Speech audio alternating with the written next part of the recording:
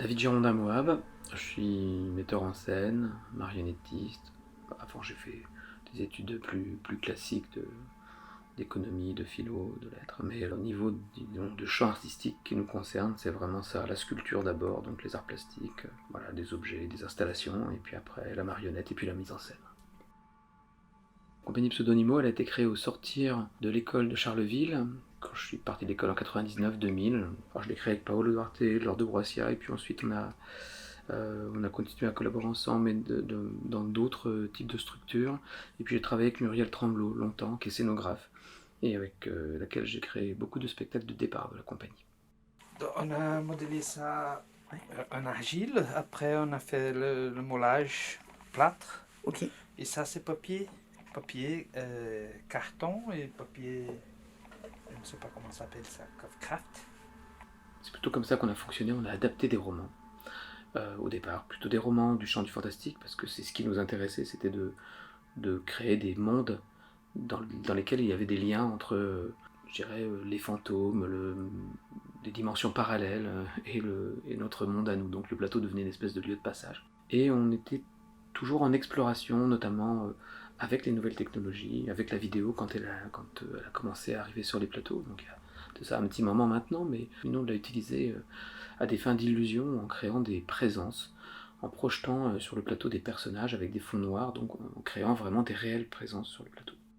Donc voilà par exemple un des types d'approches qu'on a eu en expérimentation, mais on a aussi essayé de créer des liens entre les acteurs et les marionnettes avec des masques pour faire qu'on soit encore une fois dans des intermondes où les deux pouvaient cohabiter, acteurs et marionnettes.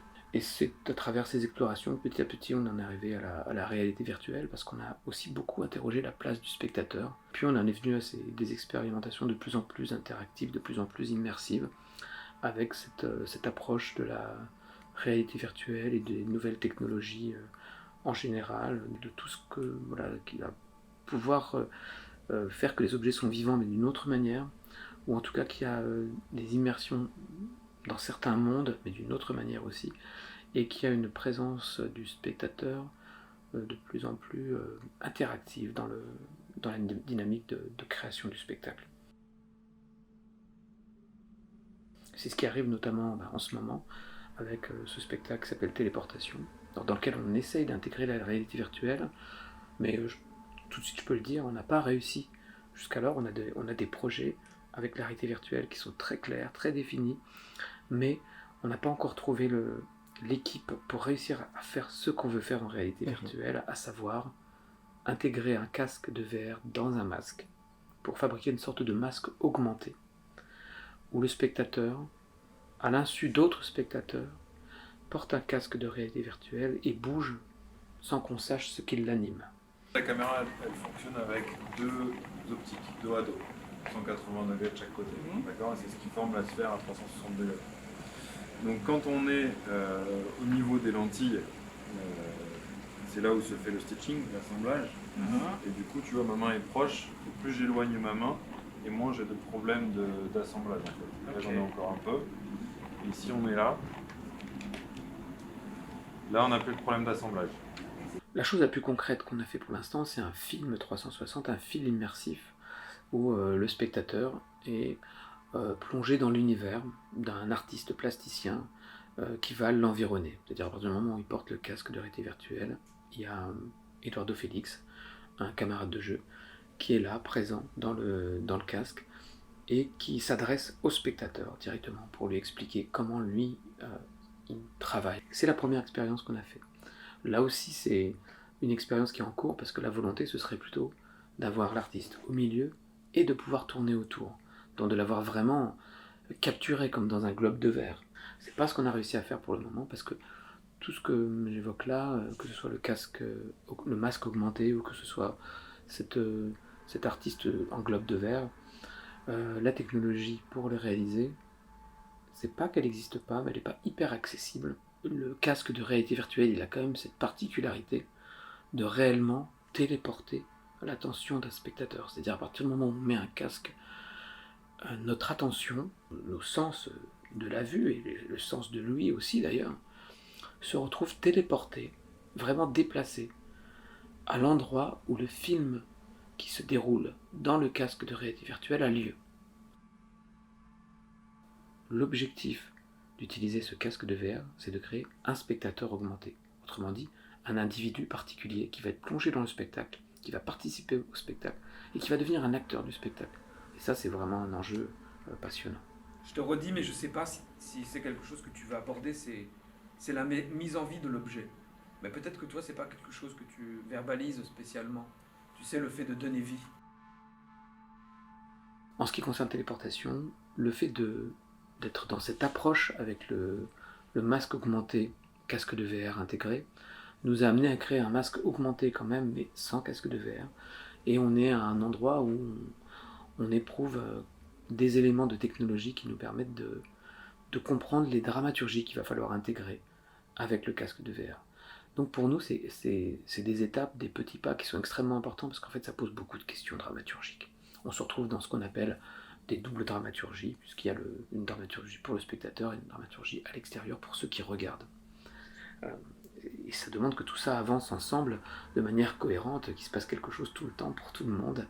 Et c'est ça qui nous tient en ce moment en termes de recherche. On est plutôt sur les enjeux dramaturgiques auxquels on pourra, je dirais, peut-être pas facilement, mais en tout cas on pourra en connaissance de cause intégrer la réalité virtuelle avec un film, avec un game à l'intérieur pour le spectateur augmenté.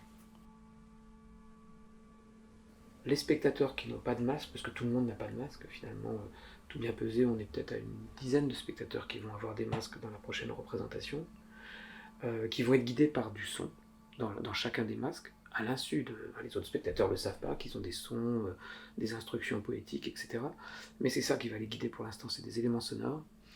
Et notre grande question de ce type de spectacle, ce qu'on découvre comme étant la grande question, c'est comment faire pour que les spectateurs qui n'ont pas de casque soient quand même complètement pris, comment jouer sur cette frontière entre ceux qui sont dans la participation et qui ont envie de participer, parce qu'il y a ceux qui sont là mais qui n'ont pas forcément envie d'être des acteurs, mais comment faire pour que les autres soient quand même bien suffisamment pris, il se passe suffisamment de choses pour eux, pour être encore dans un spectacle où ils ont des sensations fortes, sans être des acteurs de ce spectacle.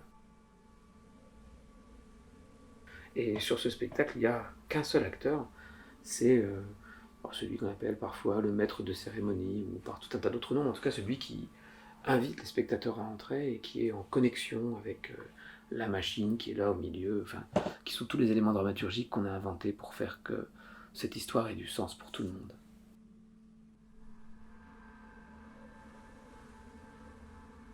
Bon, mais là maintenant il y a le velcro, du coup on peut plus trop retailler ici. Peut-être retailler un peu ici parce que tu vois la semelle elle déborde là. On colle uniquement sur le carton pour qu'on puisse l'ouvrir facilement, mais ce serait là-bas la largeur ça. Et je viens qu'on teste du coup à la peinture, voir à quel côté ça rend mieux. L'histoire de téléportation, c'est moins une histoire, je dirais, qu'une expérience.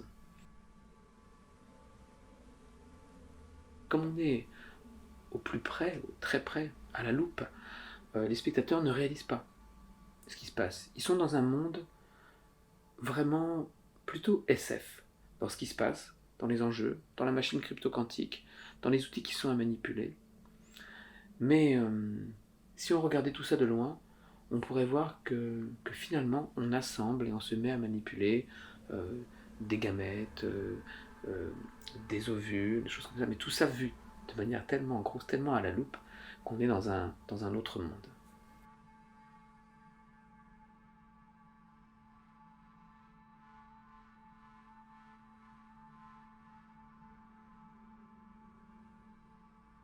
Je dirais que le scoop pour nous, c'est que ça a été hyper intéressant d'intégrer dans ces masques de l'animatronique. Donc quand on aura les tentacules, elles seront peut-être plus courtes, et surtout elles pourront bouger. Au moins en bout de course, on pourra avoir un débord de 5 tentacules qui pourront avoir des petits mouvements animatroniques. Donc ça donnera beaucoup plus de force à l'objet. Donc l'animatronique, c'est la fabrication de petites choses articulées, de robots, de sons, de lumière, de petites dynamiques indépendantes en fait, dans les objets, et qui sont guidées de loin par quelqu'un d'autre. Ça a été hyper intéressant parce que ça permet de donner vie à des objets, mais d'une autre façon. Donc ça crée des objets marionnettiques, mais en animatronique, sur un plateau, donc des objets qui vivent. Ça, on va continuer à le développer. On essaie d'en développer à nouveau pour les prochaines représentations.